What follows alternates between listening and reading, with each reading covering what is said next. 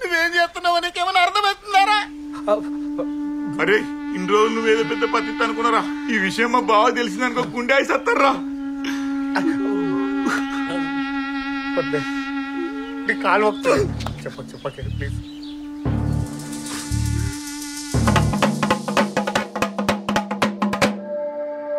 ఇందు మూలంగా గ్రామ ప్రజలందరికీ తెలియనిది ఏమనగా, రాములు తమ్ముడు బావమరిది రాముల మీద పంచాయతీ పెట్టి ఊరందరిని పిలుస్తున్నాడు. అహో!